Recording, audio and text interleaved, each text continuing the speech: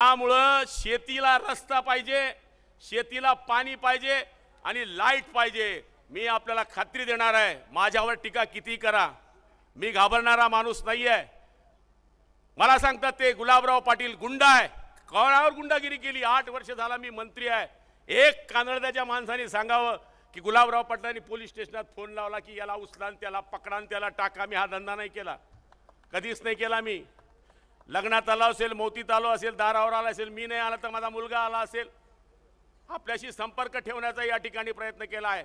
आणि कानडद्याचा आणि रेड लाडलीचा कायम संबंध या गावाशी आमचा राहिलेला आहे। त्या काळामध्ये ज्यावेळेस आमच्या गावात जायला कोणी नाहीचं, बैलगाड्यात देणारं हे गाव आहे। रेड लाडलीवाल्यांना गावा घरापर्यंत सोडून द्यायचे हे लोक। अशा पद्धतीची मदत करणारी आपण एकमेकाची गाव आहेत। मी आपल्याला एकच विनंती करणार आहे, तुम्हाला जर वाटत असेल मी योग्य माणूस आहे तर 100% तुम्ही मला मदत करा। लाडकी बहीण माझी, लाडका युवा, सगळ्यांपुढे आपुला, शेतकरी हवा।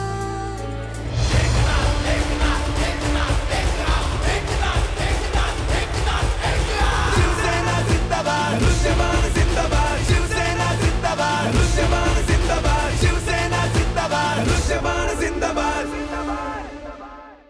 मला सांगतात ते गुलाबराव पाटील गद्दार आहे म्हणे। मी काय गद्दारी केली? मी बाळासाहेबांना सोडलं, शिवसेनेला सोडलं, धनुष्यबाणाला सोडलं। माझ्याकडे तर सगळं आहे, धनुष्यबाण पण आहे, बाळासाहेब ठाकरे पण आहे आणि माझ्याबरोबर शिवसेनेचे आणि भाजपचे जे नेतृत्व आहे त्यांचे आशीर्वाद आहे। मी जी खरी युती होती त्या खऱ्या युतीबरोबर गेलेलो आहे, मी दुसऱ्या युतीबरोबर गेलेलो नाही आहे। तो संजय राऊत आला होता, तो माझा माल आहे। तो त्याला म्हणलं तू माझ्या नादी लागू नकोस, तू माझ्या मतावर निवडून आलाय, अण्णाच्या मतावर निवडून आलाय, साधा नगरसेवक सुद्धा होऊ शकला नाही। म्हणलं या आमदारांनी वडेपाव खाल्ले आणि तुला खासदार केलाय, तू तुझ्या आईचं दूध पिलाय तर राजीनामा दे आणि खासदार होऊन दाखव तर तुला राऊत म्हणेल। तो म्हणतो 100 दाऊत और 1 राऊत, 15 पोलीस घेऊन का फिरतो? एवढा जर तू दादा आहेस तर 15 पोलीस का घेऊन फिरतोयस? हे येऊन सगळे माझ्यावर टीका करतायत। शरद पवार साहेबांना आणलं, मग राऊतला आणलं, आता ते पंढरपूरचा माणूस आणलंय। अरे पंढरपूरचा भक्त तर गुलाबराव पाटील आहे, गुलाबराव पाटील। 5000 वारकरी नेले मी पंढरपूरला, 3500 लोकांना मी मुंबईला नेऊन डोळ्याचे ऑपरेशन केले, 1300 मुलींना मी आज या वर्षी मोफत सायकली दिल्या। हरिभक्त परायण इथे बसलेले आहे, प्रत्येक गावामध्ये भजनी मंडळाला साहित्य देणारा हा गुलाबराव पाटील आहे।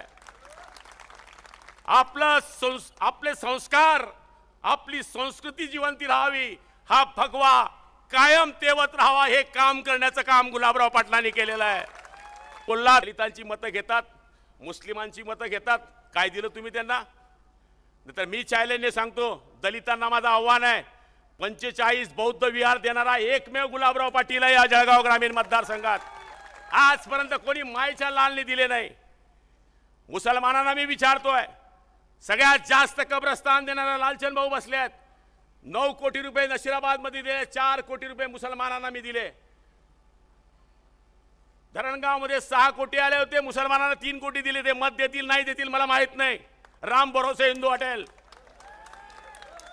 पण तुम्ही नागरिक आहात, तुम्हाला मत दिलं आणि तुम्ही मला जातीवादी म्हणतायत, तुम्ही आम्हाला धर्मवादी म्हणतायत। आम्ही मुसलमानांच्या विरोधात नाही आहे। या देशामध्ये जो राहतो, या देशामध्ये जो पितो, त्यांनी हिंदुस्तान जिंदाबाद म्हटलं पाहिजे, एवढंच आमचं म्हणणं आहे, बाकी काहीच म्हणणं नाही आहे। त्याच्यानंतर मोदी बाबांनी 70 कोटी लोकांना फुकट धान्य दिलं। जात पाहिली का?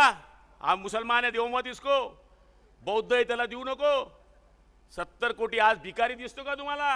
ही मोदी बाबाची देण आहे। नाही तर सकाळी तुम्हाला बी आवाज यायचा, भाकर दे बाई, उरलेली भाजी दे बाई।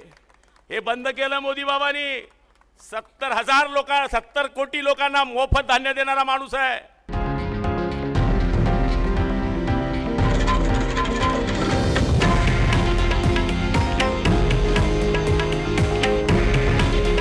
हे आहे देशातील नंबर 1 न्यूज नेटवर्क आणि आपण पाहत आहात TV9 मराठी।